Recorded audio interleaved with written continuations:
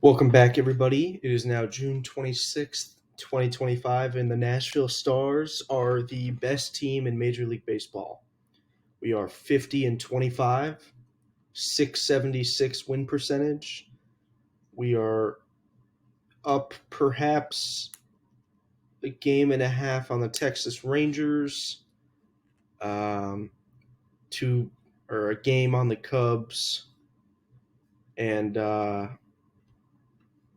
it's just been a ridiculously, I don't want to say lucky season again, but it certainly has been in some respects. I mean, we're 19-6 in one-run games. Um, it could just be that our bullpen is so locked down that we're able to win a lot of these tighter games, despite not necessarily, being the best at any one thing. If we go to our team page here real quickly, let's go to info. As we saw last time, kind of middle of the pack offensively, middle of the pack, if not, towards the bottom of the pack. Um, Obviously, we're scoring runs. We're able to manufacture runs. We're kind of not good at any singular metric outside of the the lead metrics that we need to be good at, such as runs scored and WAR. Um, the components of what builds runs, I would say we're not very good at. So if Billy Beane were to look at this team from an offensive standpoint, or Peter Brand, let's say, for the movie Moneyball, if they were to look at this team, um, they would kind of inversely create how they manufacture 700 something runs per season. And in order to do that, they need to have a team batting average of 270, an on base of 340, slugging of 440. Our components aren't leading to the WAR and to the runs scored. Um, I think we're certainly getting lucky in the way we're manufacturing runs. But as you can see here, we're 9-1 in our last 10 games. We are 18-5 in June, best team in baseball in June. But the pitching has been the thing that's been winning us a lot of these ball games. So second best starters ERA in the AL, best bullpen, obviously, best WAR, most strikeouts. The only category we're struggling in is walks, but when you strike out as many guys as we're striking out, that doesn't really matter. The defense is worse than last year, but we knew we were kind of going for a little bit more offense, um, at least at the shortstop position. And Willie Adames, he's already got one more. He's going to put up his 2.2, slightly below average with the bat, and competent enough with the glove that I'd rather have him in his 2 WAR than Nick Ahmed and his stellar defense and his 29 WRC plus. So Harrison Bader, once again, has been an absolute star for us. I guarantee you he'll end the year with 4 WAR, not 5.8, but premium defense and center, above average with the bat. Not even premium. That's surprising. I figured have maybe like more of a 5 zone rating, but it is only June.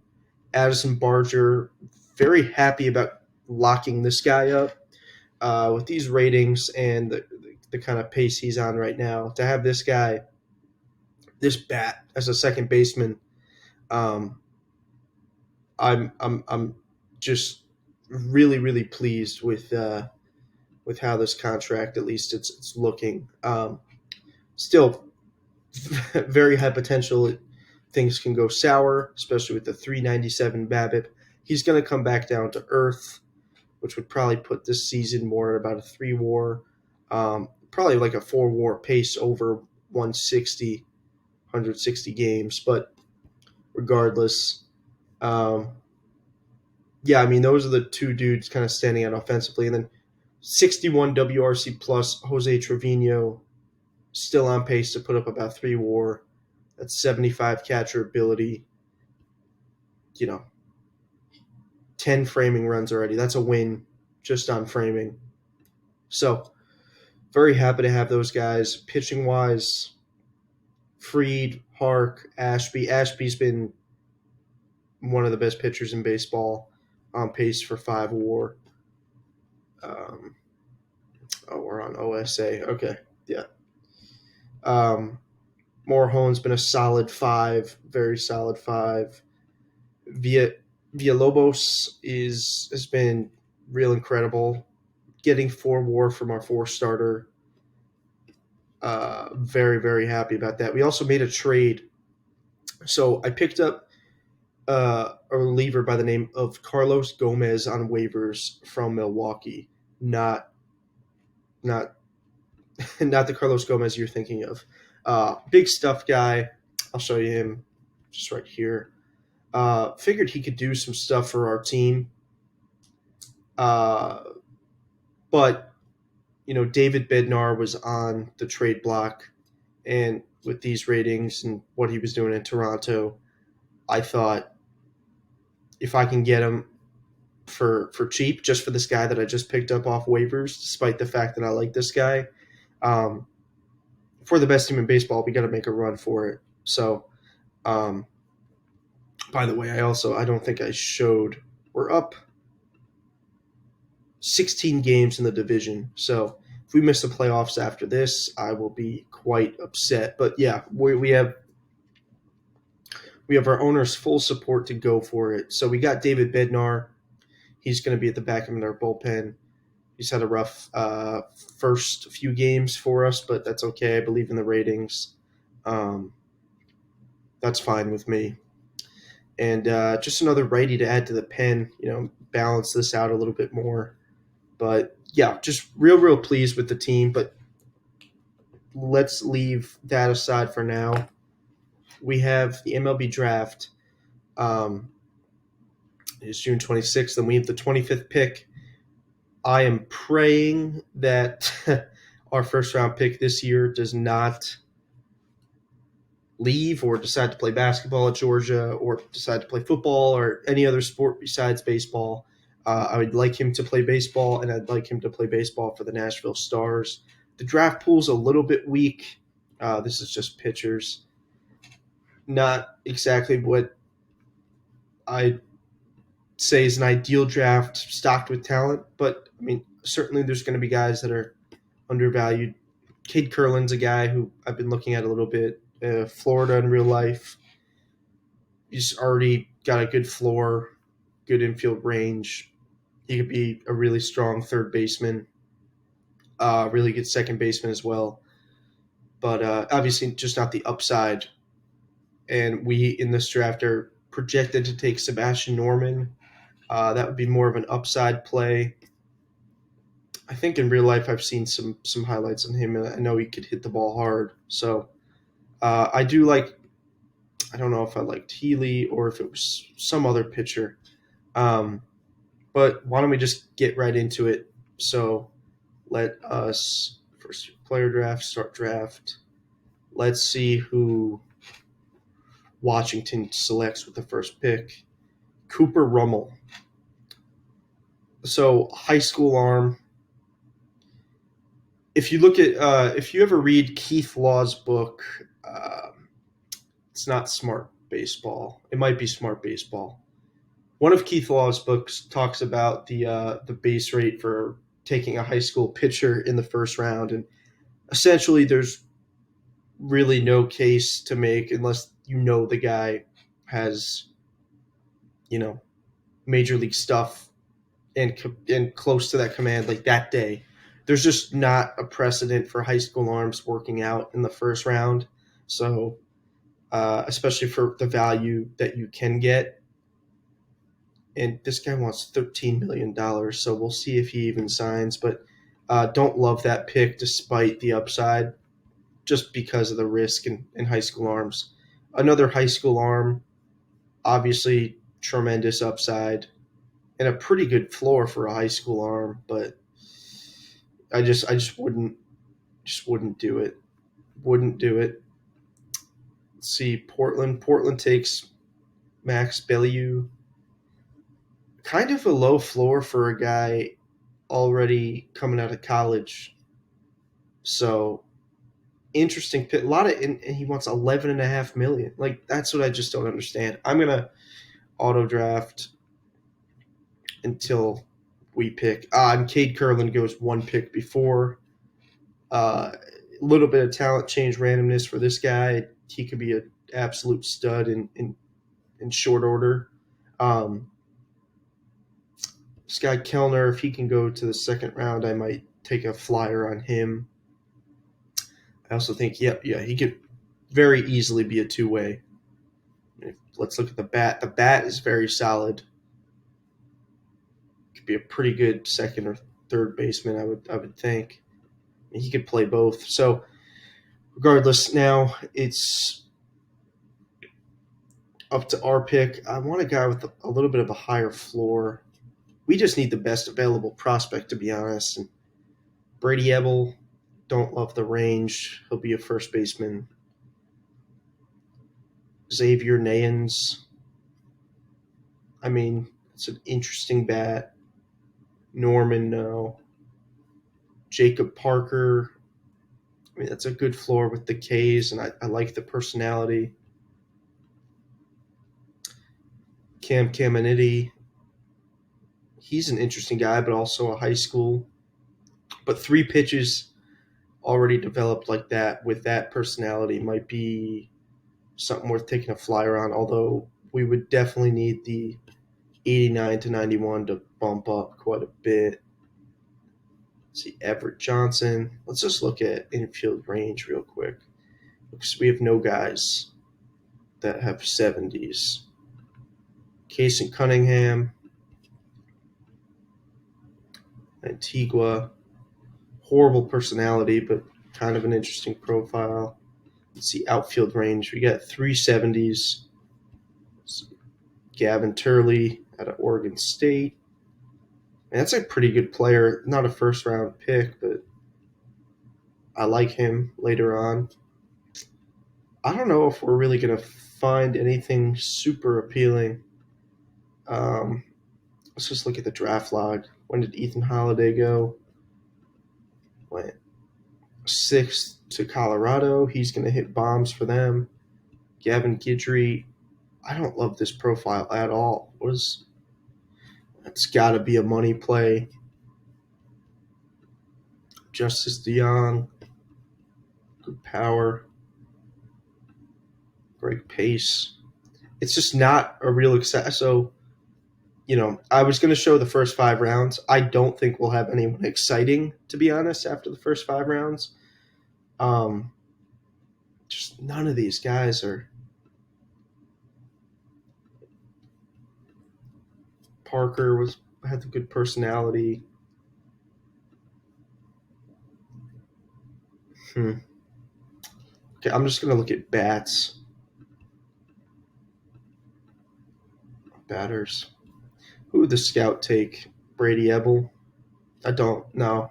Look, the bat's great, but I just don't see him being anything outside of a first baseman long term or a poor third baseman. Let's see if the scout took a shortstop. Jack Ruckert. Not a bad player. A second baseman. Jake Dressel. No. Oh my gosh. It's the first round. Yeah, okay. Ebel. Blake Burke. Okay, that would just be a floor play. Everett. Don't love the lack of power. Ty Thompson. Oh, man. If Nayans had a good personality, I'd take him. Norman, just the downside, I think, is too high. Boucher, Boyd and some other Sims, he would go 1-1. His ratings were much, much higher, but Obviously not here. Let's see. Jonah Diaz out of Jacksonville. Definitely not a first rounder, but high floor, good for the minor league system. Taylor Tracy.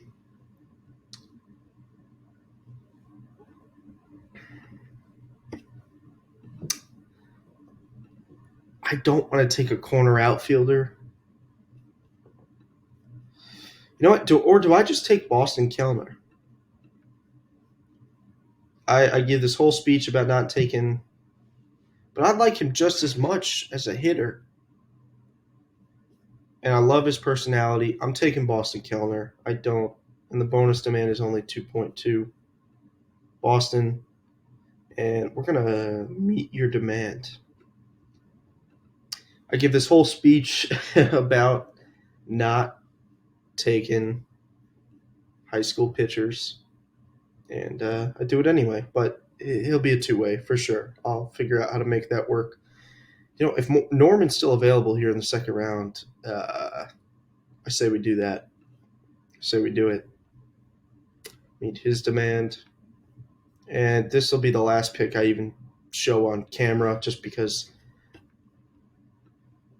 nothing is exciting about this draft. Malachi Witherspoon. Now, this is a guy that with a little TCR can turn into something. And of course, Houston got him. So they're definitely going to TCR him in the right direction. Obviously, the game, I don't know if they have certain things. So, like, this guy's being listed as a left fielder. He'll play center. And, like, we just pray that 65 goes up to a 70, although unlikely. But I kind of like this guy. Killingsworth. Kernan. Like, 4 pitches that could already kind of do it. 2.2 bonus. What's the slot here? I'll do that. I don't care. I'll meet his demand. Okay. And I lied. Well, he's got the low work ethic, low intelligence. Damn. Okay. Then, yeah, maybe that is the last pick we do on camera. So, anyway, guys, yeah, thank you for sticking with this process. I know last year, in the last year's draft, I went into a little bit more detail, kind of extended it out a little bit. But fortunately, this draft is just kind of devoid of the high-level talent I was hoping for. We do need to find ways to stockpile our system because despite us being the best team in baseball, we're still ranked 31st out of 32 major league teams. We have a long way to go before our international guys are really cracking through their shells. Cody Schreier is our best prospect, but he's kind of like a high floor guy. And we need some of these guys to start hitting. We're putting a lot of money in player development. That was something I was very keen on from the start of this sim. And then Jaron DeBerry from DBU. I think he's going to be a solid starter. I'm very happy to have him in the system. Not too great in AAA thus far, but good numbers in AA the past 2 years. But we just need more talent in the system. Now Kendall George is looking like the bat is coming down precipitously. So that's not great. Yeah, but thank you guys for watching. In the next video, we'll kind of get a little bit closer to the trade deadline. I will comment if there are any players that I think fail in the draft and we kind of scooped up and maybe we got some over slot guys in the later rounds. With